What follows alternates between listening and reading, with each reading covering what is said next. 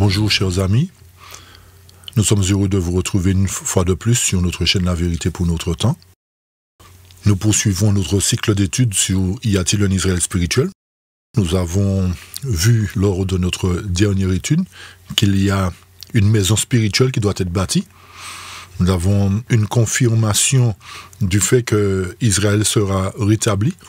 Nous avions aussi montré dans une des études précédentes qu'il y a une distinction à faire entre Israël et les païens. Israël qui n'est pas un peuple greffé, tandis que les païens représentent un peuple greffé. Donc il y a ces distinctions-là à prendre en compte, sur lesquelles nous reviendrons ultérieurement. Mais la dernière fois, nous avions touché l'aspect typologique des deux temples. Les deux temples construits, l'un à l'époque de Salomon et l'autre après le retour de la captivité babylonienne. Nous avons vu que ces deux temples étaient un type des deux temples dans l'antitype qui doivent prendre place à l'ère chrétienne. Nous avons vu justement que le premier temple qui a pris place à l'ère chrétienne lorsque la pierre angulaire qui était Christ a été rejetée, cette pierre angulaire a été la fondation de ce premier temple, de cette église chrétienne véritablement, c'est-à-dire l'église apostolique. Et nous voyons qu'à travers la prophétie, que l'Éternel nous fait savoir que c'est lui qui bâtirait le temple. Et nous avons eu la confirmation que c'est bien lui qui a bâti le premier temple, que ça n'a pas été une maison physique, mais une maison spirituelle. Et nous avons aussi compris que puisqu'il y a eu deux temples dans le type, il doit y avoir deux temples dans l'antitype, et que pour que l'Éternel construise le deuxième temple, il nous conduit à travers un cheminement historique et prophétique dans le but que la vérité soit comprise de tous et que nous soyons en mesure justement de confirmer comment l'Éternel fera-t-il pour les rassembler. Notez qu'il y aura encore des liens à établir avec eux. En fait, nous ne pouvons pas ne pas utiliser la typologie, chers amis, parce que c'est ce qui nous permet de faire les liens entre ce qui s'est produit et ce qui va arriver bientôt. Et rappelez-vous que le sage Salomon nous avait dit que tout ce qui a été, c'est ce qui sera. Il n'y a rien de nouveau sous le soleil. Et que l'histoire d'Israël aussi nous a été donnée pour nous servir d'exemple. Donc si c'est un exemple pour nous, nous devons tenir compte des exemples et pouvoir les appliquer aussi à notre époque. D'accord ? Très bien. Alors, nous vous invitons à prendre avec nous la position pour la prière, pour évoquer la présence de l'Esprit de Dieu. Seigneur éternel, nous voilà prosternés devant toi pour te remercier une fois de plus pour ton grand amour, ta bonté, ta fidélité. Nous te demandons pardon pour nos transgressions, nos iniquités, et nous réclamons de toi une fois de plus l'aide de ton Saint-Esprit, Seigneur, qui nous dirige dans la vérité, qui nous ouvre notre intelligence et qui nous rende sages à salut, Seigneur. Bénis-nous tous et conduis-nous pas, nous t'avons prié. Au nom de Jésus, ton Fils, et pour ta gloire. Amen. Amen. Lors de notre dernière étude sur les deux temples, nous nous étions arrêtés au moment où ce temple bâti par l'Éternel, ou encore cette église apostolique, a fui dans le désert, où elle a été nourrie pendant 1260 années, ou encore un temps, des temps et la moitié d'un temps. Donc, cette étape sera pour nous le point de départ dans le cheminement que nous ferons pour apporter encore à votre connaissance des évidences sur l'Israël spirituel, puisque nous avons compris qu'il y aura un Israël spirituel, mais en tenant compte aussi des éléments que nous avons apportés, montrant que cet Israël spirituel sera composé des 12 tribus d'Israël. Et que suite à cette mise en place des 12 tribus d'Israël, il y aura cette grande foule que personne ne pourra compter, qui est représentée par tous les païens qui seront greffés à l'olivier franc. D'accord ? Donc, à travers cette étape, aujourd'hui, nous aborderons encore une fois la typologie concernant les événements qui se sont produits entre 538 et 1798. Nous ne pouvons pas exclure cette étape, puisqu'elle est une étape cruciale dans notre compréhension et dans la mise en place du plan de Dieu pour pouvoir établir ce second temple. Donc, à travers ce même cheminement, nous montrerons la raison pour laquelle il nous faut considérer les 7 églises d'Asie qui sont aussi une typologie des églises qui ont existé, qui ont pris naissance, et cela va apporter à la connaissance de tout un chacun si réellement ces églises sont des inventions humaines ou si elles ont été voulues par l'Éternel. Donc c'est pour cette raison qu'il vous faut suivre cette étude dans le but que la vérité soit aussi rétablie concernant tout ce que nous venons de citer. Ok? Donc n'oubliez pas que lorsque nous parlons de typologie, nous parlons de photocopie exacte. Et notez bien que la toute première photo fut appelée phérotype. Ok?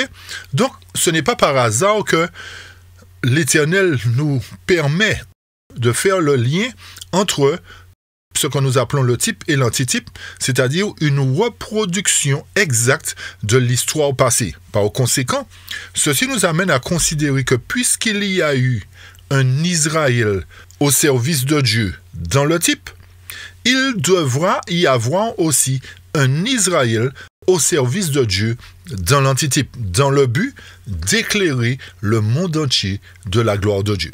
Donc, prenez vos papiers, justement, prenez vos crayons, prenez le temps de vous asseoir, d'écouter et d'analyser cette étude et prenez le temps d'écouter aussi toute la série. Parce que c'est une longue série, c'est vrai, mais chaque série apporte un élément supplémentaire à votre compréhension qui est en quelque sorte une pièce du puzzle qui vous permettra de comprendre le plan de Dieu qu'il a conçu depuis la fondation du monde dans le but d'établir 2 temples à sa ressemblance. Un temple au début de l'ère chrétienne et un temple à sa ressemblance à la fin de l'histoire du monde. Pour apporter la confirmation de ce que nous venons de dire par le fait que l'Éternel terminera l'œuvre avec son peuple d'Israël, je cite le texte suivant qui se trouve dans Prophète Éwa, au chapitre 59 à la page 540. Ce que le Seigneur se proposait de faire pour le monde par Israël, le peuple élu, c'est-à-dire le type, il le fera par son Église, c'est-à-dire le second temple qu'il devra bâtir très bientôt, qui dépassera de loin en puissance et en gloire le premier temple. Donc il le fera par son Église, il a fermé sa vigne à d'autres vignerons, à ceux qui gardent son alliance et qui donnent le produit de sa vigne au temps de la récolte. Écoutez bien la suite. Dieu n'a jamais manqué sur la terre de vrais représentants qui ont considéré les intérêts divins comme les leurs. Ces témoins de Dieu, nous dit le texte, font partie de quoi? De l'Israël spirituel. Et c'est pour eux que s'accompliront toutes les promesses de l'alliance conclue par le Seigneur avec son peuple d'autrefois. Par conséquent, nous avons une confirmation de ce que nous disons depuis quelque temps à travers cette étude, que l'Éternel aura bel et bien un Israël. Cet Israël sera le peuple élu ou encore ce temple spirituel monté à la ressemblance divine. Et c'est pour cet Israël que s'accomplira toutes les promesses de l'alliance conclue avec l'Israël d'antan. Donc, comme nous avons dit, si l'Éternel doit accomplir ses promesses pour cet Israël aujourd'hui, c'est que obligatoirement, il doit y avoir une photocopie de l'histoire d'Israël. Ok? Et c'est ce que nous attelons à démontrer à travers toute cette série d'études. Donc, rappelez-vous que nous avions dernièrement touché l'aspect des 2 temples. Et nous avons compris que le premier temple surpassait le second littéralement, mais pas spirituellement. Et qu'une gloire, malgré tout cela, émanait des 2 temples. Nous avons vu que suite à l'érection du premier temple, que nous avons cité tout à l'heure, l'église apostolique, bâtie par Jésus lui-même et non par un homme, que cette église, suite à la persécution au 1er siècle, a fui dans le désert. Alors, il est à noter que cette église qui a fui dans le désert, qui est l'église primitive, l'église chrétienne primitive, n'est pas cette femme que nous retrouvons dans Apocalypse chapitre 17, qui est assise sur la bête écarlate. Il y a des gens qui sont tellement doués pour faire des raccourcis qu'ils font ce raccourci. Chers amis, ce n'est pas un raccourci à faire, parce que cela ne représente pas cette femme d'Apocalypse 17 assise sur la bête écarlate Et nous avions déjà montré que cette femme d'Apocalypse 17, son origine remonte depuis la création, depuis le moment où Caïn et Abel ont présenté leur offrande. Donc il y a une vraie adoration et une fausse adoration à travers Caïn. Ok?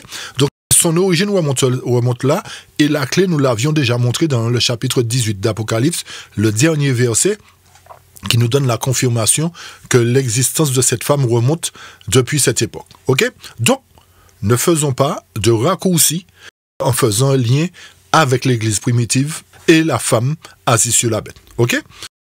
Vu que l'église primitive a fui dans le désert, où elle était nourrie pendant un temps, 2 temps et la moitié d'un temps, nous devons prendre en considération cette période pour savoir ce qui s'est réellement déroulé.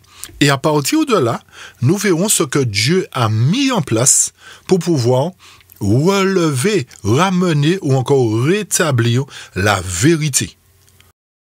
Bien que l'Église chrétienne primitive subit une terrible persécution, elle prospéra malgré tout cela rapidement, puisque à son époque, lorsque les apôtres prêchaient, il y avait 3000 personnes qui furent converties lors de la Pentecôte et qui devaient être sauvées. Donc il y avait une évolution rapide de l'Église dans sa première phase. Mais nous avons aussi noté qu'elle ne sera pas comparable à ce que sera l'évolution de l'Église dans sa seconde phase. Donc il y a un parcours, comme nous avons dit, à suivre, un cheminement que l'Éternel nous a donné à suivre pour ne pas nous égarer et pour comprendre le plan qu'il a mis en place dans le but d'établir justement cette seconde Église. Donc notre question est de savoir à quel moment le second temple dans l'antitype sera accompli. À quel moment cette prophétie trouvera-t-elle sa réalisation?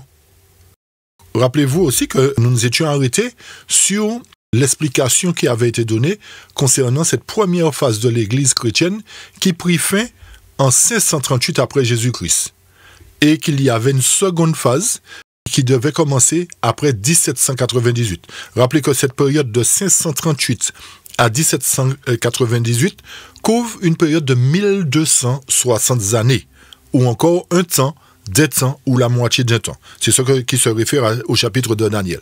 D'accord? Donc, ce qui revient à dire que puisque la femme a été nourrie dans le désert pendant 1260 années, logiquement parlant, après cette période, la femme était censée revenir, logiquement parlant. Lorsque la période se terminerait, cette église serait censée revenir du désert pour retrouver son territoire. Et encore une fois, chers amis, nous voyons comment les hommes fonctionnent et interprètent la prophétie à leur manière. C'est pour cette raison qu'à travers la déclaration de Balfour, les anglophones et tous ces oligarques qui étaient là ont décidé de ramener justement ce qu'on appelle l'Israël sioniste aujourd'hui dans leur pays, en pensant que c'est de cette manière que la prophétie devrait se réaliser. Encore une fois, c'est pour cette raison qu'il y a ce conflit. Tout cela parce qu'ils pensent que la prophétie se réalisera par eux. Mais c'est ne pas comprendre le plan de Dieu. Pour quelle raison? Parce que rappelez-vous que ces gens ont rejeté Christ. Donc ils ne peuvent en aucune manière faire partie du plan de Dieu. Le plan de Dieu, autrement dit, ne peut et ne pourra se réaliser pour eux. Comme nous le disions, logiquement parlant, après 1798, la femme, non pas un bâtiment, chers amis, non pas une structure en béton ou en bois, mais un peuple, chers amis. Lorsque nous parlons de la femme ou encore de l'Église d'une manière générale, nous ne parlons pas de bâtiment. Mais nous parlons d'un groupe de personnes, d'une organisation, chers amis.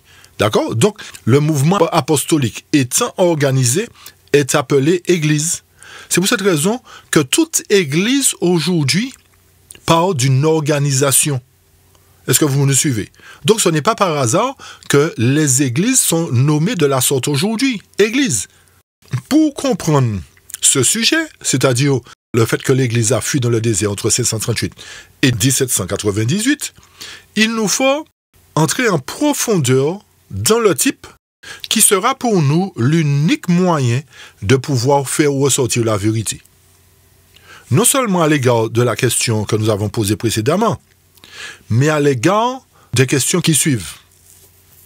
La première, si la femme devait revenir du désert et aller dans la ville, c'est-à-dire retour à la civilisation, retour chez elle, après la fin de la période des 1260 années, qu'est-ce qui nous indiqua qu'elle revint après 1798? Vous nous suivez? Donc nous devons avoir des éléments. Et c'est pour cette raison que nous avons dit tout à l'heure qu'il ne faut pas faire de raccourci avec Apocalypse 17. Ça n'a rien à voir. Il nous faut comprendre qu'il y a eu un fait historique et marquant qui s'est produit entre 1538 et 1798. Malheureusement, nous trouvons certaines personnes qui effacent cette partie de l'histoire, comme nous l'avions déjà présenté, en disant que ce qui s'est produit là n'a pas sa raison d'être ou n'est pas fondé en fait. Il nous faut retenir que ce qui s'est produit concerne le système papal. C'est toujours Rome, mais Rome dans sa deuxième phase. Rappelez-vous qu'il y avait la Rome païenne, et suite à cela, il y a eu la Rome papale, représentée par la corne qui avait des yeux et une bouche qui parlait avec arrogance. Donc, nous parlons de cette période papale qui s'est déroulée de 1638 à 1798. Alors, pourquoi cette phase de l'histoire est importante à considérer? Parce qu'il y a aussi une typologie à explorer. Il y a un type et un antitype dans cette affaire. Suivez attentivement. Et notez que l'histoire doit être liée aussi à la prophétie pour une meilleure compréhension. Le but, n'oubliez pas, c'est de savoir qu'est-ce qui indique que la femme revint, puisqu'il s'agissait d'une période d'oppression papale. Donc, logiquement parlant, l'emprisonnement et la mort du pape devraient répondre à une partie de la question, en marquant la fin de la période prophétique, n'est-ce pas? Et montrant en quelque sorte que le signe que la femme devait revenir du désert était arrivé. Donc, quelle évidence biblique, je dis bien biblique, avons-nous pour savoir que la femme est retournée? Et c'est là que beaucoup se trompent en fait. Parce qu'ils font une fois de plus des raccourcis en attestant que ce sont ces Juifs qu'on a cités tout à l'heure qui sont revenus à travers la déclaration de Balfour. Chers amis, ce n'est pas une preuve biblique. Pourquoi?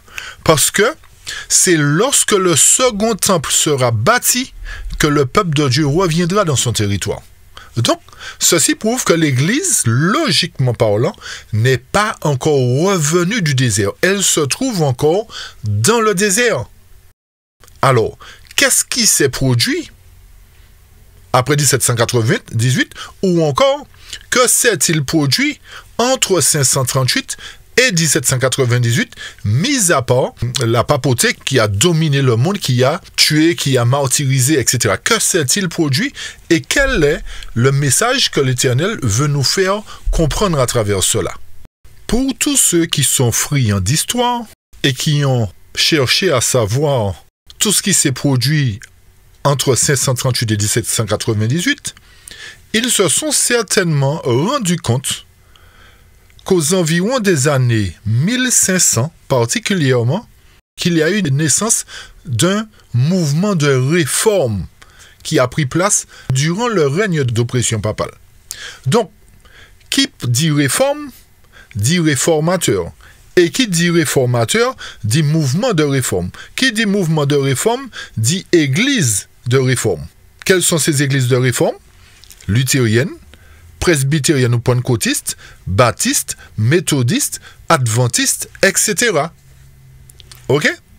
Donc, ce qu'il nous faut comprendre ici, et la question que nous devrions nous poser est la suivante. Ces églises qui ont pris naissance, disons premièrement le mouvement luthérien qui a pris naissance aux environs des années 1500, était-il d'origine divine ou humaine? Ce que Luther a fait, était-il d'origine divine ou humaine? Si nous analysons bien, nous comprendrons que c'est Dieu qui l'a voulu comme ça. Ce n'est pas par une volonté d'homme que ces choses, que Luther a été chercher la Bible, a été étudier la Bible pour comprendre qu'il y avait un souci et que la papauté était en train de tromper l'humanité, de tromper la populace. Par conséquent, l'existence non seulement de l'église luthérienne, mais des autres églises ou encore des autres dénominations qui ont existé après cela, ont été d'origine divine. Contrairement à ce qu'on émet aujourd'hui, nous faisant comprendre que ce sont des religions d'hommes, etc., et que certains disent même nous ne suivons pas de religion, nous n'adhérons pas de religion, etc. Il est vrai que ce n'est pas la religion qui sauve. Il y a même de ceux qui disent que les adventistes n'ont pas de raison d'être et que ce n'est pas une religion, c'est une secte, etc., etc. Mais si vous prenez bien le temps de suivre cette étude, vous comprendrez qu'il vous faut revenir sur votre conception des choses et savoir que c'est l'Éternel qui a voulu que tous ces mouvements de réforme prennent place pour un but précis. Mais dans quel but? Dans le but progressivement de ramener à l'évidence les vérités qui avaient été foulées aux pieds par le système papal. Il y a plein de vérités qui ont été foulées aux pieds et qui ont été remplacées par des théories humaines. Par exemple, il y a le baptême par immersion qui a été remplacé par le baptême par aspersion. Il y a la prière à Dieu qui a été remplacée par la prière pour Marie. Il y a le jour du sabbat qui a été remplacé par le dimanche. Il y a la grâce qui a été remplacée par les œuvres. Il y a la foi qui a été remplacée par les indulgences. Il fallait payer pour être sauvé.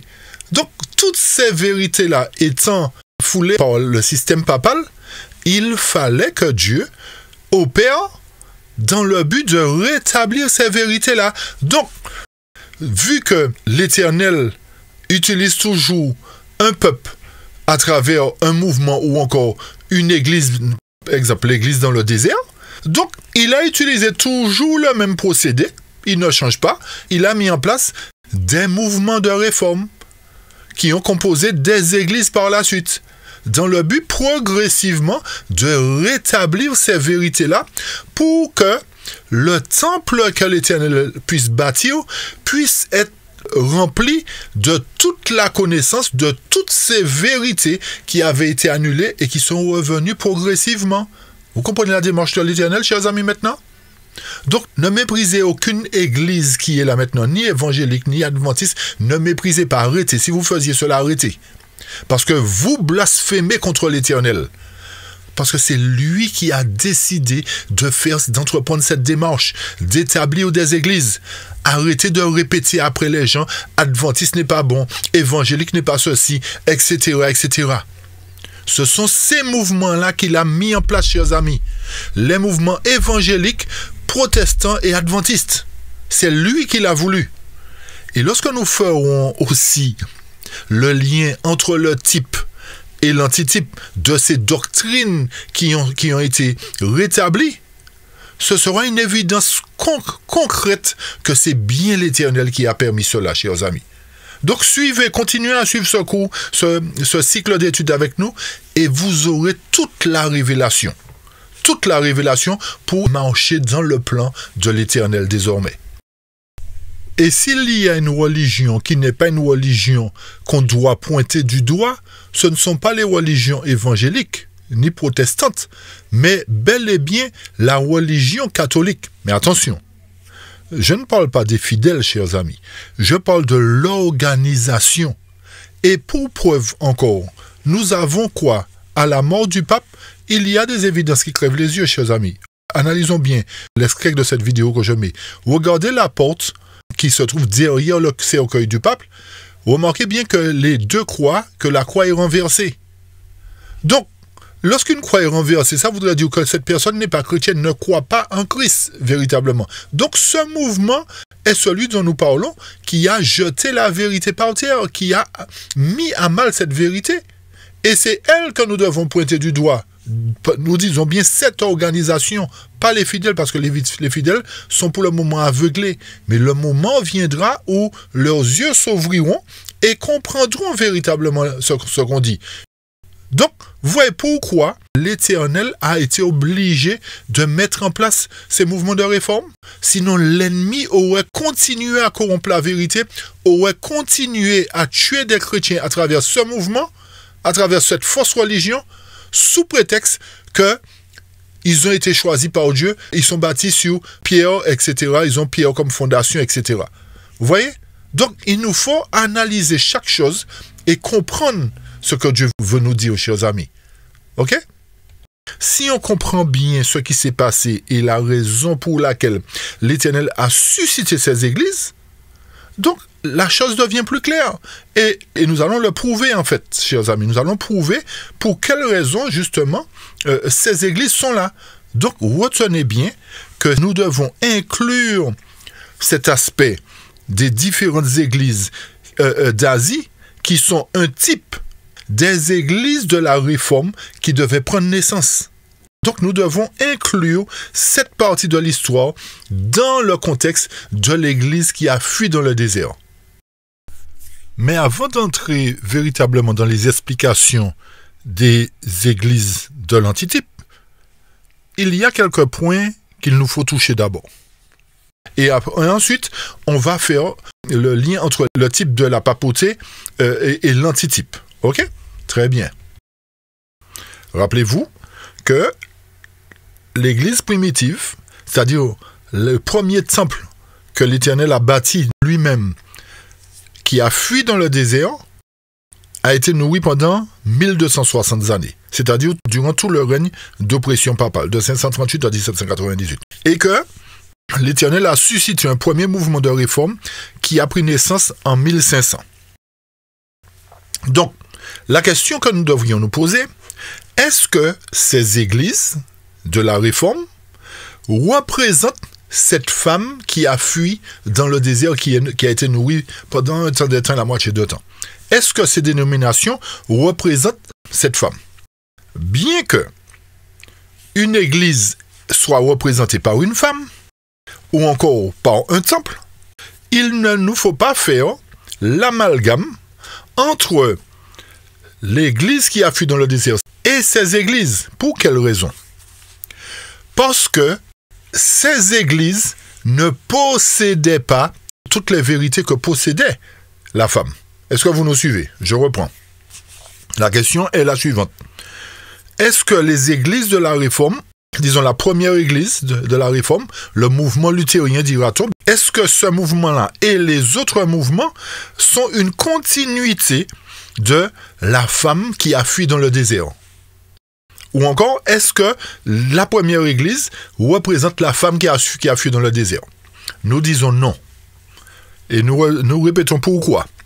Parce que la femme qui a fui dans le désert, c'est-à-dire l'église apostolique que l'Éternel a bâtie lui-même, possédait toutes les vérités qui ont été foulées aux pieds par le système papal. Et vu que ces églises de la Réforme ne possèdent pas toutes les vérités, font qu'elles ne peuvent pas représenter la femme. Donc, par conséquent, pour qu'une église ou qu'un mouvement, écoutez bien, pour qu'une église ou qu'un mouvement soit identifié à la femme qui possédait toute la vérité, il faut que ce mouvement ou cette église possède aussi toute la vérité. Est-ce que vous nous suivez, chers amis? Pas une partie de la vérité, hein? Toute la vérité. On avance, nous apporterons les évidences progressivement. Mais retenez bien ces points-là. D'accord? Très bien. Donc, le but de Dieu à travers la naissance de ces mouvements protestants est de ramener progressivement les vérités une par une. Pour qu'à un moment donné, l'Église de Dieu puisse posséder en son sein toutes ces vérités. Et dans le but particulier de permettre que l'Éternel puisse bâtir son Église, son temple, son second temple spirituel basé sur toute la vérité. J'espère que vous nous suivez, chers amis. Notez et n'oubliez pas que lorsque nous parlons d'Église, Nous ne parlons pas d'un bâtiment, mais d'un groupe de croyants, d'un ensemble de personnes, sont représentés par des matériaux, c'est-à-dire des pierres vivantes, qui forment l'Église, qui forment le temple, qui forment la communauté. Pourquoi? Parce que 1 Pierre 2, verset 5 nous dit « Et vous-même, comme des pierres vivantes, édifiez-vous pour former une maison spirituelle, un saint sacerdoce, afin d'offrir des victimes spirituelles agréables à Dieu par Jésus-Christ. » Et selon Romains 12, verset 5, ainsi, nous qui sommes plusieurs, nous formons quoi? Un seul corps en Christ. Et nous sommes tous membres les uns les autres.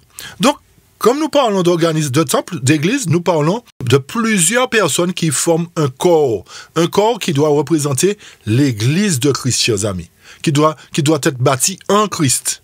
Ok? Et Éphésiens 2, verset 21, confirme encore et nous dit, en lui, tout l'édifice bien coordonné pour être un temple saint dans le Seigneur. Par conséquent, chers amis, ces deux temples que nous avons cités dans le type représentent à la fois l'Église et Christ. Puisque si nous sommes bâtis en Christ, Christ étant la pierre angulaire, donc nous formons à la fois l'Église et nous sommes participants de la nature divine. Donc ces deux temples représentent à la fois l'Église, c'est-à-dire l'organisation, et Christ lui-même. Parce que Christ est notre souverain sacrificateur et est préfiguré par ce que nous avons dit précédemment, la pierre angulaire. Et son sacerdoce est préfiguré par quoi? Le service cérémoniel. C'est pour cette raison que, à travers le désert, la tente d'assignation était posée, ce qui préfigurait justement la venue de Jésus, qui allait mettre un terme à tout ce service cérémoniel, dira-t-on, pour que lui-même entame son sacerdoce. Rappelez-vous que le service du sanctuaire qui se déroulait à l'époque mosaïque et même à l'époque juive avait été placé pour le salut de la race humaine en termes de type et de symboles. Et que ce type-là avait pour but de révéler l'administration de Christ dans le sanctuaire céleste. Ok, puisque Hébreu nous le confirmait, qu'il y a un temple qui n'a pas été fait de main d'homme, où l'Éternel intercède pour nous. Ok, et on avait expliqué aussi le sujet pour montrer que lorsque Christ est monté après sa résurrection, il n'a pas été dans le lieu très saint. Nous avions montré qu'il s'était assis à la droite de Dieu, comparativement à Apocalypse chapitre 5, 4 et 5, qui nous a dit que lorsque le jugement a commencé véritablement, l'Éternel n'était plus à la droite de Dieu, mais il était au milieu du trône. Ok, donc il y a une différence. C'est pour cette raison que tous ceux qui ne comprennent pas aussi ces points essentiels vont interpréter et vont dire qu'il n'y a pas de sanctuaire, qu'il n'y a pas de jugement, qu'il n'y a pas toutes ces choses, et qu'il n'y a pas d'œuvre d'intercession dans le sanctuaire. Donc, pour quelle raison nous prions, chers amis? S'il n'y a pas d'intercession, pour quelle raison nous prions? Ça veut dire que nous sommes tous saints, notre place n'est pas sur terre. Vous me suivez? À travers ce service typique, il y avait deux lois qui s'articulaient autour de ce service-là. On parle bien du service du sanctuaire terrestre. Il y avait deux lois. Ok, vous allez me dire deux lois. C'est quoi ces deux lois? Il y avait, on va dire, un ensemble de lois. On va dire ça comme ça pour que ça soit plus clair. Donc, il y avait, bien entendu, les 10 commandements. Ça, c'est logique. Et nous avions apporté des précisions sur ces 10 commandements pour nous montrer que ces 10 lois, ces 10 paroles de Dieu n'ont pas été abolies, encore une fois, comme certains le disent. Pourquoi? Parce que ces 10 paroles ont été écrites sur de la pierre. Ce qui montre qu'elles ne peuvent être abrogées. Si ça avait été écrit sur un parchemin ou sur du papier, peu importe, on aurait pu dire oui, la loi est abolie parce que, à travers les symboles, cela prouve que la loi devrait se terminer. Mais vu que l'Éternel l'a écrit sur de la pierre, comme les stars d'Hollywood, nous avions donné l'exemple, ont écrit leur nom sur de la pierre, c'est pour que ça puisse durer éternellement, pour qu'on puisse se rappeler d'eux. Donc l'Éternel, qui est plus intelligent que l'homme, a donné l'exemple. Donc, ces 10 commandements étaient placés dans les deux services du sanctuaire, c'est-à-dire le temple de Salomon et le temple juif après le retour de la déportation. Mais il y avait aussi les lois cérémonielles. Et remarquez bien que la table contenant les 10 commandements fut placée dans l'arche. Ça, c'est une chose. Notez bien, chers amis, c'est très important. Et la loi cérémonielle, ou la loi de Moïse, fut placée sur le côté de l'arche. Qu'est-ce qui nous permet de dire ça? Lisons Deutéronome 10, verset 2. Deutéronome, chapitre 10, verset 2. J'écrirai sur cette table les paroles qui étaient sur la première table que tu as brisée, tu les mettras dans l'arche. Ça, il s'agit des 10 commandements. OK?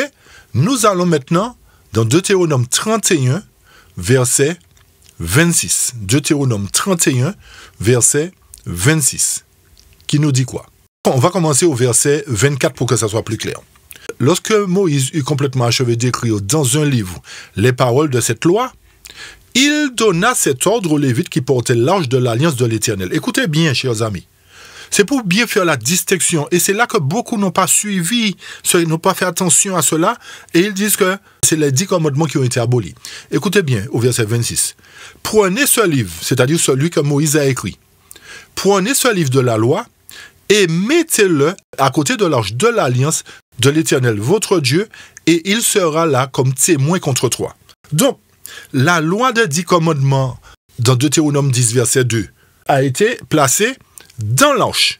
Tandis que le livre de la loi écrit par Moïse a été placé non pas dans l'arche, mais à côté de l'arche. Alors, vous allez vous poser la question, mais pourquoi 2 lois? Peut-être que ça paraît nouveau pour vous, 2 lois. Pourtant, c'est écrit, chers amis. Mais nous lisons, mais ne portons pas attention à ce que nous lisons. Et nous ne sommes pas en mesure, effectivement, de faire les liens. Aujourd'hui, nous allons faire les liens. D'accord? Notez la raison pour laquelle il y avait 2 lois. La loi morale avait pour but de dénoncer le péché. Pourquoi? Parce que c'est par la loi que vient la connaissance du péché selon Romains 3, verset 20. Ça, c'est une chose. Et selon Romains 4, verset 15, là où il n'y a point de loi, il n'y a point non plus de transgression. Alors, si nous disons qu'il n'y a plus de loi, pourquoi nous prions, encore une fois de plus, pourquoi nous confessons nos péchés? Pourquoi nous demandons pardon? Si nous n'avons rien commis. Est-ce que vous nous comprenez? Est-ce que vous nous suivez, chers amis? Nous sommes en train de nous tromper nous-mêmes. Nous prions pour trouver grâce devant Dieu, mais en même temps, nous disons qu'il n'y a pas de loi. Mais pourquoi prions-nous? C'est que nous nous sentons coupables de quelque chose. Nous nous sentons indignes de quelque chose. Vous me suivez? Ça, c'est une chose concernant les 10 commandements écrits par le droit de Dieu, d'accord? Par Dieu lui-même. Ça, c'est ce qui nous permet de savoir que nous ne sommes pas en conformité avec lui. C'est la loi. Lorsque nous grillons un feu, nous savons automatiquement que si le policier nous chope, on aura une amende.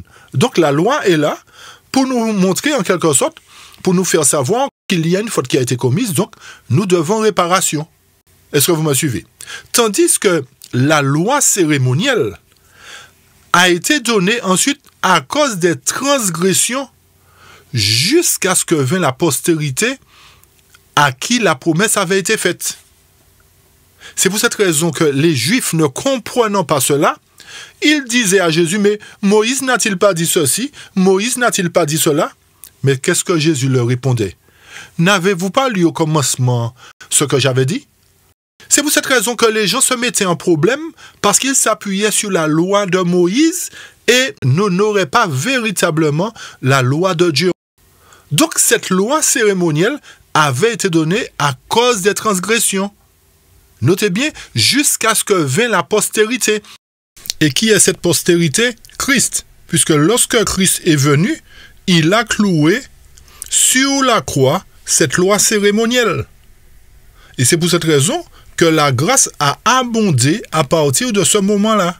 Donc, Christ étant la postérité, nous devons être bâtis sur lui pour recevoir sa grâce et être en conformité avec lui.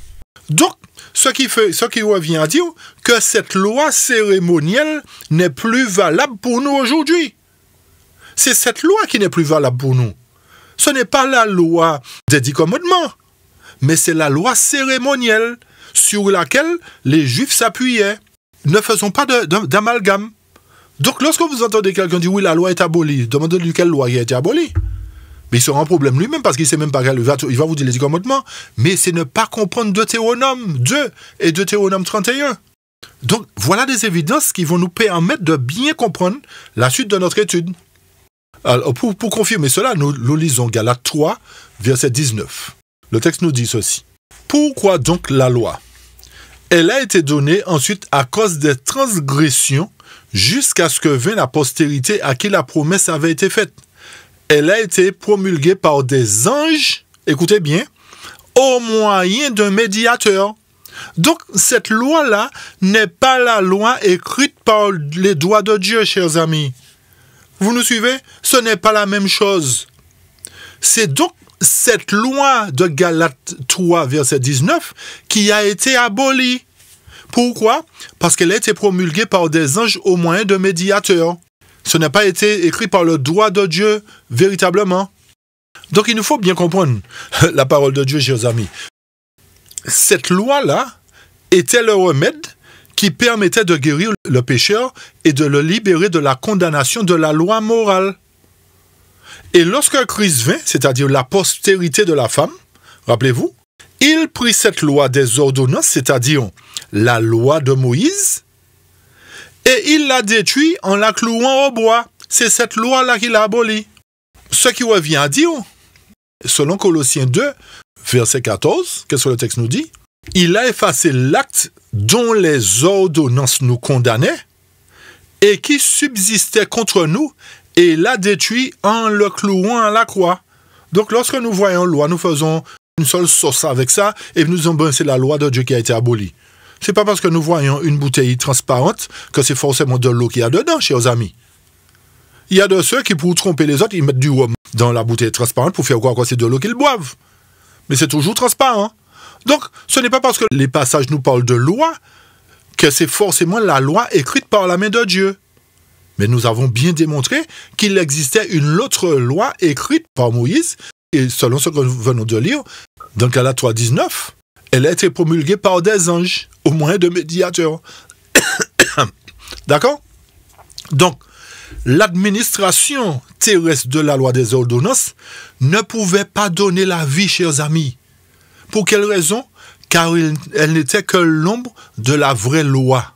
Par conséquent, à la crucifixion du Christ, cette loi cérémonielle cessa et la loi céleste que la loi terrestre préfigurait entra en vigueur. Donc, le service littéral du sanctuaire était identique dans les deux temples. Est-ce que vous nous suivez? Par conséquent, ces deux temples-là sont effectivement les types des deux faces de l'Église chrétienne, avec le service du sanctuaire antitypique qui se compose de ces deux lois morales et cérémonielles. C'est-à-dire la nouvelle loi, la nouvelle alliance, autrement dit, que Christ a fait avec nous. Donc, lorsqu'on parle de nouvelle alliance, chers amis, ça voudrait dire que l'Éternel a pris la loi de Moïse, la loi cérémonielle, l'a abolie et a établi une nouvelle alliance par rapport à la loi de Moïse, mais pas par rapport aux 10 commandements. Alors vous allez nous dire, mais on ne comprend pas le lien que tu veux faire par rapport à 538. On y arrive, ne vous inquiétez pas, on y arrive. Donc, comme nous le disions, ces deux temples sont les types de deux faces de l'Église chrétienne avec le service du sanctuaire antitypique qui se compose de ces deux lois morales et cérémonielles. La loi morale, 10 commandements, loi cérémonielle, la loi écrite par Moïse. Mais il est important de retenir que l'Église chrétienne, dans sa première phase, qui part de la crucifixion jusqu'à 538 après Jésus-Christ, n'était dotée que du sanctuaire. C'est-à-dire quoi? Que cette Église-là avait une connaissance parfaite de l'œuvre qui se faisait dans le ciel à cette époque, et leur foi existait en fonction de cette œuvre, chers amis. Est-ce que vous nous suivez? Puisque les apôtres ont compris, puisque Paul même a parlé de ce temple-là qui existe dans le ciel, qui est l'original de ce que Moïse a reproduit. Donc, ce qui revient à dire que les apôtres avaient la connaissance du sanctuaire céleste. Est-ce que vous nous suivez? Donc, c'est pour cette raison que leur foi existait en fonction de cette œuvre qui se déroulait non plus sur la terre, puisque Jésus a mis un terme, mais qui se déroulait dans le ciel, puisque Jésus lui-même a pris l'intercession en main. Donc, vu qu'il a pris l'intercession en main, il ne pouvait plus garder la loi cérémonielle que Moïse avait placée, mais il a établi une autre alliance, une autre loi. En 1638, après Jésus-Christ, la foi qu'avaient les apôtres en cette administration divine fut chassée de l'Église, ou comme Daniel le dit dans Daniel 8, verset 13, fut foulée aux pieds. Là maintenant, on établit les liens. Donc, rappelez-vous, chers amis, que cette loi du sanctuaire céleste, où Jésus est intercesseur pour nous, a été abolie. C'est pour cette raison que lorsque le système papal a pris place en 1538, qu'est-ce qu'il a déclaré? Qu'est-ce que le système a déclaré?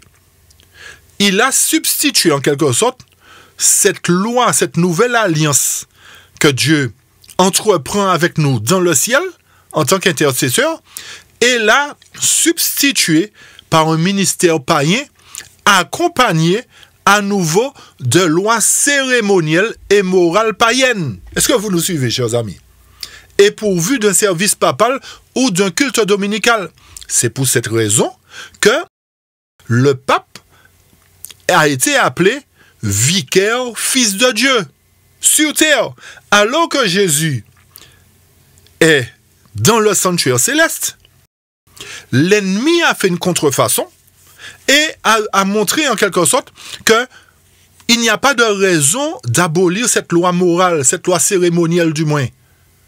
C'est pour cette raison qu'ils ont substitué l'ordonnance établie par Dieu, d'accord, la nouvelle alliance, en montrant qu'il n'y a pas de sanctuaire, et ça vient du catholicisme. Donc, tous ceux qui répètent qu'il n'y a pas de sanctuaire aujourd'hui dans le ciel, et qu'il n'y a pas d'intercession, qu'il n'y a pas de jugement, suivent en quelque sorte ce que le système papal a établi. Comprenons bien cette affaire de nouvelle alliance, ancienne alliance, cérémonielle, pas cérémonielle, etc. Et ce qui fait que le pape s'est appelé vicaire fils de Dieu. Rappelez-vous que Moïse était médiateur de cette alliance-là qui a été abolie. Ok? Donc Christ, en prenant la place de Moïse qui était le médiateur, il est devenu lui-même médiateur. Mais cette fois-ci dans le sanctuaire céleste. Ok? Donc, la papauté qui vient à ce moment-là détruit tout cela, cette nouvelle alliance, disant que ce n'est pas Christ qui est médiateur, mais c'est lui qui est médiateur. Est-ce que vous nous suivez, chers amis? Donc, la papauté a mis à terre la nouvelle alliance. Ok? Mais non seulement la nouvelle alliance, mais il a détruit toutes les vérités qui convergeaient autour de cette nouvelle alliance. Ce qui revient à dire qu'il doit y avoir automatiquement un jugement à partir des livres du ciel. Qu'il doit y avoir un jugement. Pourquoi? Parce que Jésus est intercesseur. Et comme Jésus est l'antitype de ceux qui officiaient dans le sanctuaire terrestre et qui, une fois par an, expiaient les péchés du peuple, donc automatiquement, et comme c'est un type, l'Éternel doit accomplir réellement la chose dans l'antitype. C'est lui qui doit expier effectivement nos péchés. Par conséquent, nous n'avons plus besoin de la loi cérémonielle qui était à côté de l'arche que Moïse avait écrite. C'est pour cette raison que nous devons considérer ce qui s'est produit entre 1538 et 1798. Donc, entre ces deux dates-là, des gens conduits par l'ennemi ont substitué cette loi, cette nouvelle alliance, par ce ministère païen. Ok? Et c'est pour cette raison que nous avons vu tous ces changements qui ont été opérés au cours de cette période qui s'est écoulée entre 1538 et 1798. Autrement dit, durant un temps, 2 temps et la moitié d'un temps. Est-ce que vous commencez à comprendre ce qui s'est passé? Donc, vu que l'Église a été dans le désert, et même si elle a été nourrie, mais il y a eu ces influences-là qui ont joué sur elle, chers amis. Ok? Donc, si le premier temple était un type de la première phase de l'Église chrétienne primitive, qui avait foi en un service du sanctuaire authentique, Logiquement parlant, le second temple aussi a préfiguré la dernière phase de cette même église qui a foi en un service du sanctuaire qui serait identique au premier. Cette explication répond à l'une de nos questions concernant l'église protestante, chers amis, la raison pour laquelle les églises protestantes sont venues. Donc, ces églises protestantes qui se créèrent à partir de 1500, premièrement à travers Martin Luther, c'est-à-dire avant que la femme revienne du désert. Pourquoi? Parce que, rappelez-vous que la femme était nourrie pendant 1260 années. Et la finalité tombait en 1798. Donc, c'est pour cette raison que les églises qui ont pris naissance, c'est-à-dire les églises de la Réforme qui ont pris naissance avant 1798, n'étaient pas en mesure de comprendre. Par conséquent, ce sont celles qui naîtront après 1798, particulièrement une, qui sera en mesure de rétablir la vérité du sanctuaire, c'est-à-dire la loi, la nouvelle alliance que l'Éternel a établie. C'est elle qui sera en mesure de rétablir cela à travers l'œuvre du jugement. Nous expliquons ça autrement. Puisque l'Église primitive possédait la connaissance du sanctuaire, c'est-à-dire Jésus en tant qu'intercesseur pour nous dans le ciel aujourd'hui, puisque, comme nous l'avons dit, Paul l'a confirmé. Les apôtres l'ont attesté. D'accord? Donc, puisqu'il doit y avoir une seconde église qui doit dépasser de loin spirituellement la première église, comme nous l'avions montré, donc, tant que la prophétie des 1260 années n'était pas terminée, cette vérité-là qui avait été foulée aux pieds ne pouvait être rétablie. Quelle vérité? La vérité du sanctuaire céleste. C'est pour cette raison que les églises évangéliques, chers amis, ne sont pas en mesure d'expliquer l'œuvre du sanctuaire céleste. Est-ce que vous nous suivez? Ce n'est pas une critique, hein, chers frères et sœurs évangéliques, ce n'est pas une critique. C'est simplement un constat par rapport au cours de l'histoire et par rapport à la prophétie. Mais n'oubliez pas, Dieu a un plan pour vous. Ne vous inquiétez pas. Dieu a un plan pour les églises évangéliques. OK?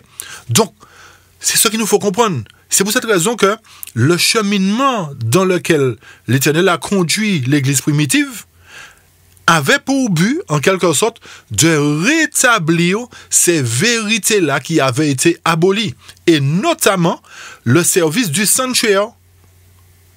Est-ce que vous nous suivez, chers amis?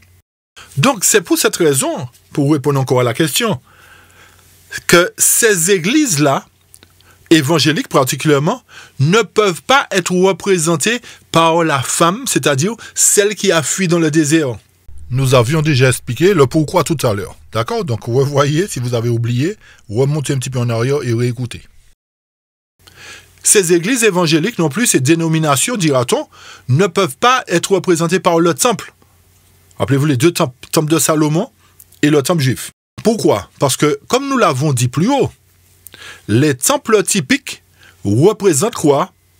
Les deux phases de l'Église qui font quoi? Qui gardent les commandements de Dieu, c'est-à-dire la loi morale, et qui ont le témoignage de Jésus-Christ. Ou encore, la loi cérémonielle, autrement dit la nouvelle alliance, ou le plan du salut révélé à la lumière de l'esprit de prophétie. Donc, vu que les apôtres avaient reçu ce don de prophétie, chers amis, l'autre église qui doit prendre place, qui est un type de la seconde église, qui est une représentation de la seconde église que nous avions présentée, doit aussi posséder l'esprit de prophétie. Puisque l'église apostolique avait le témoignage de Jésus-Christ, logiquement, la seconde église doit avoir le témoignage de Jésus-Christ à travers l'esprit de prophétie, selon Apocalypse 12, verset 17. Donc, avant que la femme ne revienne du désert, les réformateurs furent divinement appelés, donc ce n'est pas une volonté d'homme, comme nous l'avons dit tout à l'heure, et cela constitua l'étape préparatoire qui ramènerait quoi? La femme dans la vigne. C'est-à-dire l'établissement d'un authentique service cérémoniel antitypique, un authentique culte d'église. Donc, vu que la papauté a mis à terre toutes les vérités, on va dire, il fallait qu'à travers la naissance des dénominations évangéliques, que l'Éternel ramène progressivement les vérités qui avaient été annulées. Dans le but de faire quoi? De permettre à la seconde Église, c'est-à-dire l'Église purifiée, d'émerger pour pouvoir inonder le monde entier de la gloire de Dieu. Donc, l'Éternel a une Église qu'il a choisie parmi les Églises. Est-ce que vous me suivez? Autrement dit, l'Éternel a un mouvement qu'il a choisi à travers les mouvements pour pouvoir établir son temple. Est-ce que jusque-là, ça va? Donc, abordons brièvement le sujet de cette Église. Voyons l'image ici. Et comprenons bien ce qui s'est passé. Puisque ces Églises constituent une étape préparatoire au retour de la femme dans sa vigne, dans son territoire, c'est-à-dire l'érection de ce second temple, nous devons savoir quel rôle ils ont joué. Et ça va confirmer pour quelle raison il doit y avoir une représentation des églises d'Asie, c'est-à-dire les 7 églises.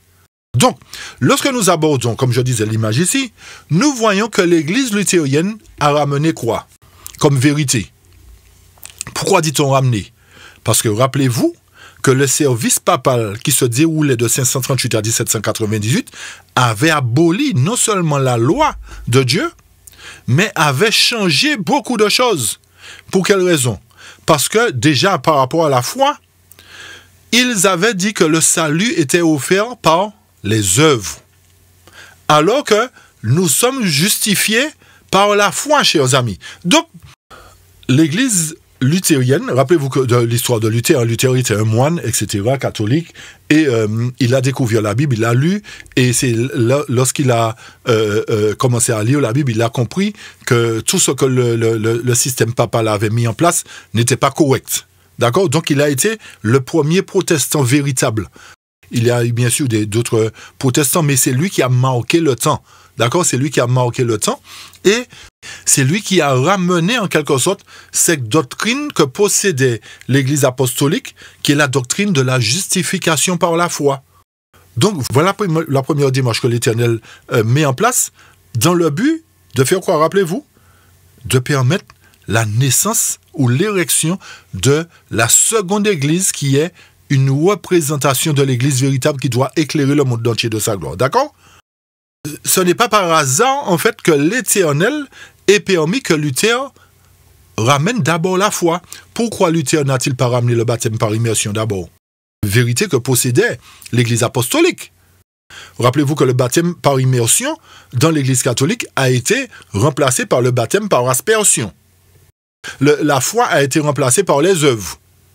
La grâce a été remplacée par le fait de payer les indulgences. Vous me suivez? Donc, la première doctrine à être rétablie était la foi. Pourquoi? Parce que sans la foi, chers amis, il est impossible de plaire à Dieu. Donc, c'est la foi qui nous amène à croire en Christ. Vu que il nous fallait cette foi-là pour croire en Christ, l'Éternel l'a rétabli d'abord. Il n'a pas ramené le baptême d'abord. Il n'a pas ramené le Saint-Esprit d'abord. Mais il a ramené la foi. La deuxième doctrine qui a été rétablie, quand nous suivons le parcours, c'est le Saint-Esprit. Pourquoi? Parce que c'est le Saint-Esprit qui nous convainc de péché, de justice et de jugement. Et sans la foi, en la divinité, nous ne pouvons pas croire en la puissance du Saint-Esprit. Est-ce que vous nous suivez, chers amis? Donc, le Saint-Esprit ne pouvait pas venir avant. Mais la foi en Dieu devait venir d'abord pour qu'ensuite le Saint-Esprit nous convainc de péché, nous convainc de justice, nous convainc de jugement. D'accord? Et pour cela, il nous faut la foi pour croire que par la puissance du Saint-Esprit, l'Éternel est capable de nous justifier. Donc, c'est pour cette raison que la troisième doctrine qui a été ramenée à travers l'autre église de la protestation, ou encore l'église de la réforme, a été la grâce. Donc, ces églises-là, nous avions dit, la première était l'église luthérienne, l'église presbytérienne ou pentecôtiste, ce sont des églises qui existent toujours, chers amis. Donc, retenons bien, une fois de plus, que cela n'a pas été une volonté d'homme. Donc, si vous aviez dit cela dans le passé, rectifiez. Rectifiez, changez, dites, reconnaissez que c'est Dieu qui a établi cela dans un plan pour un but bien précis, dans un but bien précis. D'accord? Donc nous disions que la troisième doctrine à être rétablie, puisque la papauté a tout chamboulé, il a foulé la vérité par terre, était la grâce. Donc l'Éternel nous fait grâce, mais sans le moyen de la foi et sans la puissance de cet esprit, la grâce est vaine. Pourquoi? Parce que nous sommes sauvés par grâce, mais par le moyen de la foi. Donc, nous ne pouvons pas avoir la grâce en premier, ok?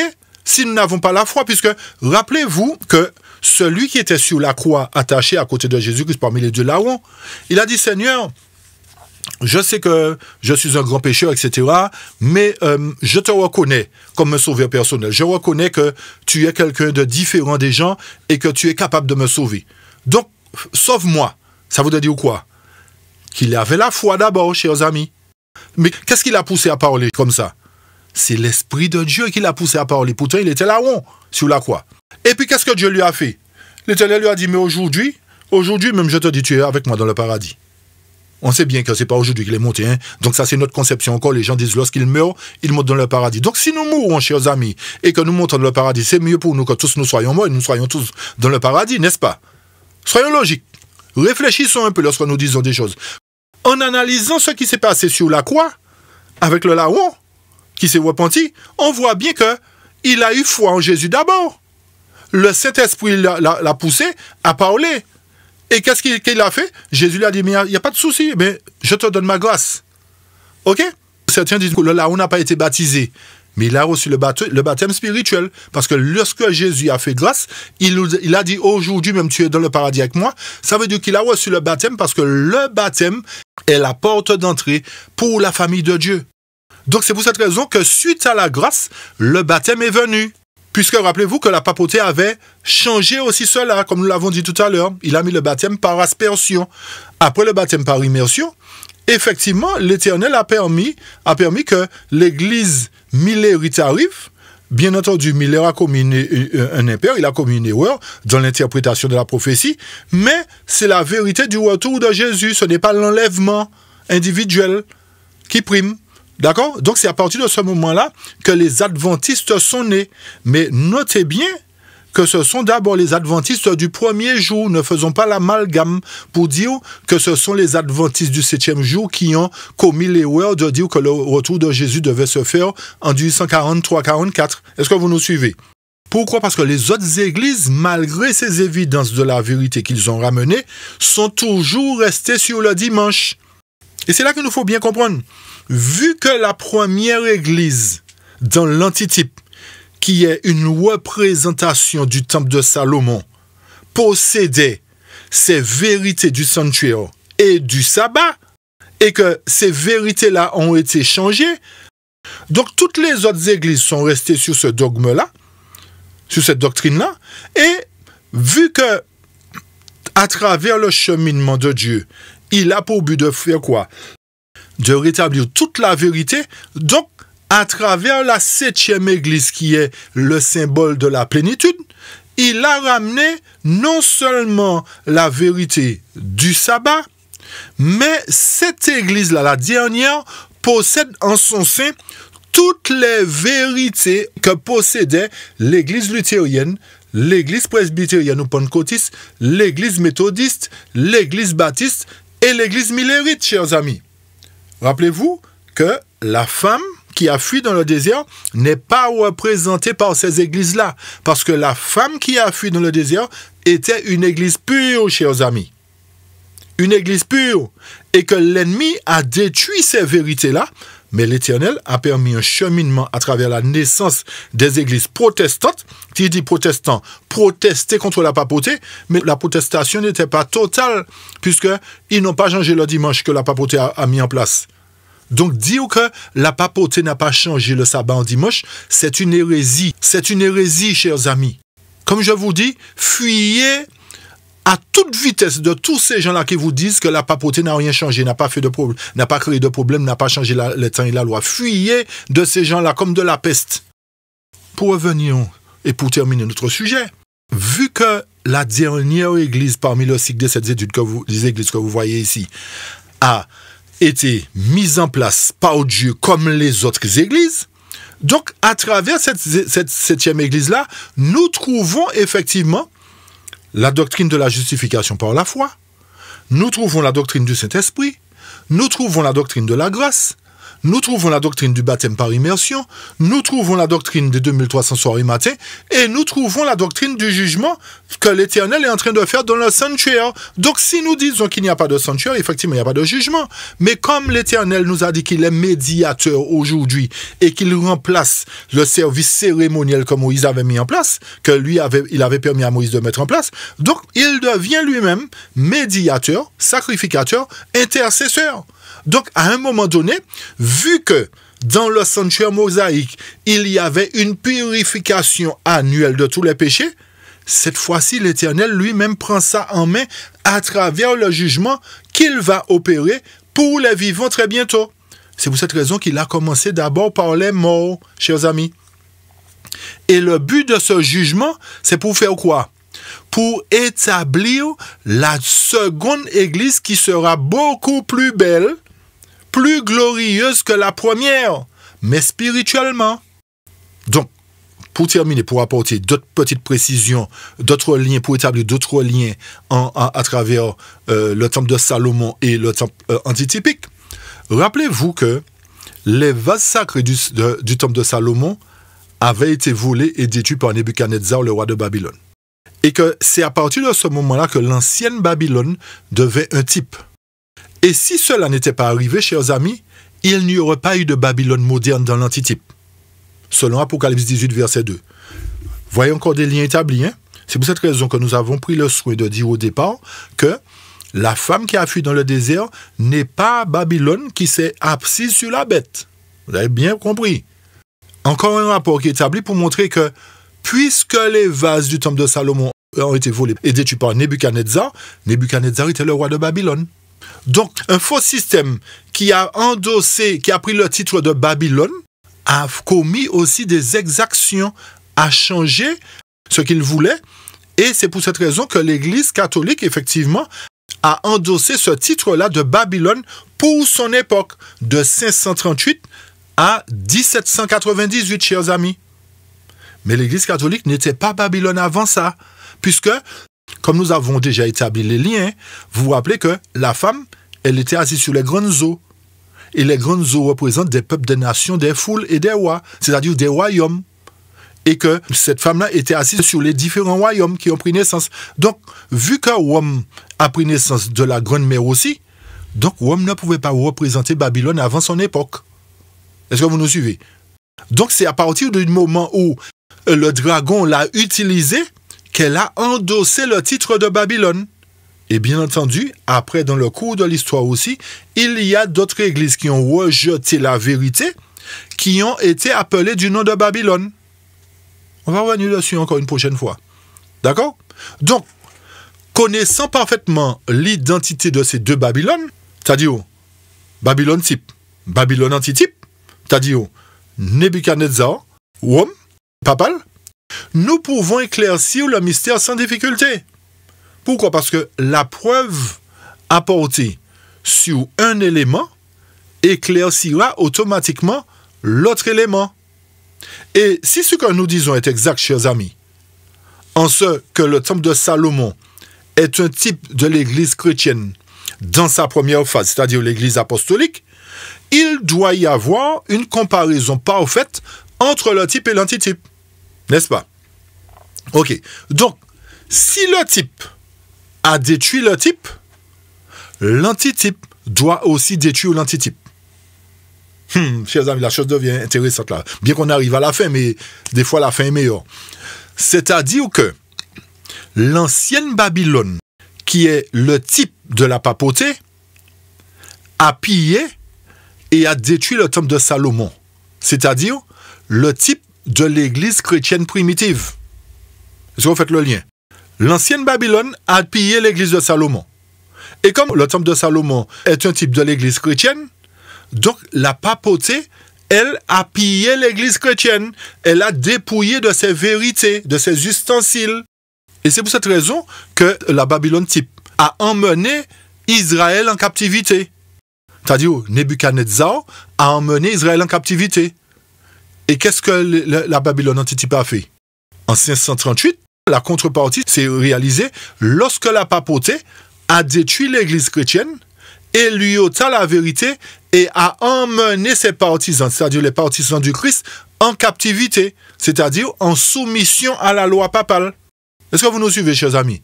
C'est pour cette raison que l'église devait être nourrie par Dieu, pas par l'homme, hein? Par Dieu. Donc, dans les deux sens, chers amis, nous voyons encore une exactitude dans la typologie. Babylone type a dépouillé le temple de Salomon. Ils ont mené le peuple d'Israël en captivité. Babylone antitype Rome a dépouillé l'église de Dieu et l'a emmené aussi captivité, on va dire. Et l'a soumis à la loi papale. Comme Babylone type avait soumis le peuple d'Israël à sa loi. Donc, si le vrai culte de l'église chrétienne primitive, si le vrai culte du sanctuaire fut aboli par l'ancienne Babylone, quand Israël fut emmené en captivité à la destruction du temple, la vérité subit le même traitement dans l'antitype. Qu'est-ce qui s'est passé? La papauté s'est débarrassée de la vérité. Elle a supplanté stratégiquement sur la terre le sens de l'œuvre de médiation de Christ dans le sanctuaire céleste qui préfigure le système cérémoniel du premier temple avant d'entrer dans la période du jugement. Donc à partir de cela, le second temple représenterait quoi? La période où le jugement est en cours. Quand nous parlons du second temple, le second temple qui doit prendre naissance, chers amis, doit commencer à être bâti à travers la période où le jugement a commencé déjà, c'est-à-dire le jugement des morts a commencé. Pour qu'en définitive, lorsque le jugement des vivants sera accompli, que cette église-là soit exempte de souillure, soit libérée des péchés et des pécheurs. Pour être un temple à la ressemblance divine ou encore un temple qui dépassera de loin la gloire du premier temple qui est dans l'antitype l'église apostolique, comme cela l'a été entre le temple de Salomon et l'église juive. Ça va, chers amis, jusque-là?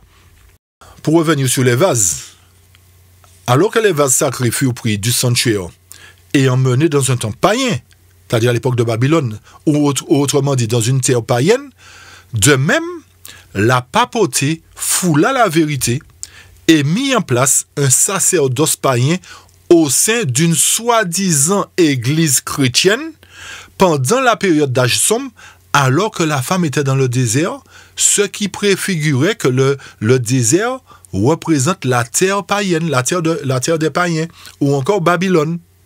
Est-ce que vous nous suivez? Il y a un autre incident qui s'est produit. Le second incident est la chute de la monarchie babylonienne après la conquête des rois médo-perses. Rappelons-nous que, durant la nuit du festin que donna Belshazzar, Cyrus et Darius ont envahi le royaume et ont tué le roi. Donc, il y a un type 1, d'accord? L'accomplissement du type doit coïncider dans l'antitype avec l'emprisonnement du pape en 1798, après Jésus-Christ suivi de sa mort. Par conséquent, la mort de Belshazzar, qui profana le Dieu des cieux et de la terre, est un type du pape qui blasphéma un temps, des temps et la moitié d'un temps. Accomplissant quoi? Le passage de Daniel 7, verset 25 qui nous dit quoi? Il prononcera des paroles contre le Très-Haut, il opprimera le sein du Très-Haut, et il espérera changer les temps et la loi, et les saints seront livrés entre ses mains pendant un temps, des temps et la moitié d'un temps. Il y a une confirmation de l'Apocalypse 13, verset 10. C'est la même chose. Le texte nous dit ceci. Si quelqu'un mène en captivité, il ira en captivité. Si quelqu'un tue par l'épée, il faut qu'il soit tué par l'épée. C'est ici la persévérance des saints. Donc cette prophétie s'est accomplie durant les 1260 années prophétiques que la femme passa dans le désert. Et c'est au bout des 1260 années que l'oppression de la femme se termina. Après, avec la mort de Belshazzar, la captivité du peuple de Dieu cessa et il fut libéré. Cela coïncide, comme nous venons de le dire, avec la fin des 1260 années de persécution contre le peuple de Dieu par la papauté, c'est-à-dire l'Église et l'État. Par conséquent, la chute de la monarchie babylonienne ne permit pas de construire le temple à Jérusalem, mais elle constitua une étape préparatoire. Donc s'il est vrai que la mort de Belshazzar constitua une étape préparatoire à l'établissement d'un authentique temple d'adoration, la mort du pape fut aussi une étape préparatoire à l'établissement d'un authentique culte d'adoration. C'est pour cette raison que nous avons fait le rapport avec Babylone, la vraie Babylone, qui est un type du faux système d'adoration que Caïn a présenté, chers amis. D'accord? Donc, si cela est exact, le type montre donc que rien n'aurait pu menacer l'Église en 1798. Donc, à partir de ce moment-là, l'Église serait libre de pouvoir faire ce qu'elle a à faire. Signifiant quoi? Que la femme était revenue du désert. Mais nous verrons que malgré tout cela, la femme est toujours dans le désert. Et cela va nous conduire à une troisième coïncidence. Donc, vu que Cyrus était un adorateur païen, au moment où il conquit Babylone, mais son attention fut attirée sur l'accomplissement des Écritures. Et il vit que son nom avait été écrit dans le volume sacré des années avant sa naissance, n'est-ce pas, chers amis? C'est ce que l'histoire nous rapporte. Vous comprenez bien que l'Éternel ne fait rien par hasard, hein? Et qu'il avait aussi accompli les paroles du prophète Ésaïe. Donc, lorsque l'Éternel se sert de quelqu'un, il sait, il fait de telle sorte que la personne réalise son projet. Donc, ainsi parle l'Éternel à son oint à Cyrus, qu'il tient par la main, pour terrasser les nations devant lui et pour relâcher la ceinture des rois, pour lui ouvrir les portes, afin qu'elle ne soit plus fermée. Je marcherai devant toi, j'aplanirai le chemin montueux, je romprai les portes d'airain et je briserai les verrous de fer. Je te donnerai des trésors cachés, des richesses enfouies, afin que tu saches que je suis l'Éternel qui t'appelle par ton nom, le Dieu d'Israël. Ok? Je t'ai parlé avec bienveillance avant que tu me connusses. Ésaïe 45, verset 1 à 4, chers amis. Donc, l'Éternel dit de Cyrus dans le chapitre 44, verset 28, « Je dis de Cyrus, il est mon berger, et il accomplira toute ma volonté. Il dira de Jérusalem qu'elle soit rebâtie, et du temple qu'il soit fondé. » Donc, si le type correspond bien à l'antitype, automatiquement, après le règne de Babylone, qui est représenté dans l'antitype par l'Église romaine, automatiquement, à partir de ce moment-là, l'Église doit être rebâtie. Le temple doit être fondé, on va dire. Si son cœur païen fut transformé, c'est là que nous allons arriver vers la fin, chers amis, soyez patients. Si son cœur païen fut transformé, c'est parce qu'il a eu de la gratitude envers Dieu. C'est pour cette raison qu'il a écrit les paroles suivantes. Ainsi parle Cyrus, roi de Perse, dans Esdras 1, verset 2. L'Éternel, le Dieu des cieux, m'a donné tous les royaumes de la terre, et il m'a commandé de lui bâtir une maison à Jérusalem, en Juda. Après sa conversion, donc Cyrus reconnut que l'adoration païenne à Babylone était fausse, n'est-ce pas? Puisque s'il a reconnu que l'Éternel l'avait choisi, donc c'est pour rebâtir la nouvelle adoration, ou mettre en place la bonne adoration, au lieu de la mauvaise adoration qui avait été infligée par Babylone type. Ok? Par conséquent, qu'est-ce qu'il fit? Il proclama à travers le royaume de Babylone, quoi? Le Dieu d'Israël, c'est le Dieu qui est à Jérusalem. Ok? Donc le roi Cyrus, qu'est-ce qu'il a fait par la suite? Il a remis en place les ustensiles de la maison de l'Éternel que Nebuchadnezzar avait emporté de Jérusalem. Et il les a placés dans la maison de son Dieu. Donc, Cyrus, roi de Perse, selon Esdras 1, verset 3 et 7 à 8, Cyrus, roi de Perse, les fit sortir par Mithrédate, le trésorier qui les a remis à Sheshbazzar, vous m'excusez pour la prononciation, prince de Juda.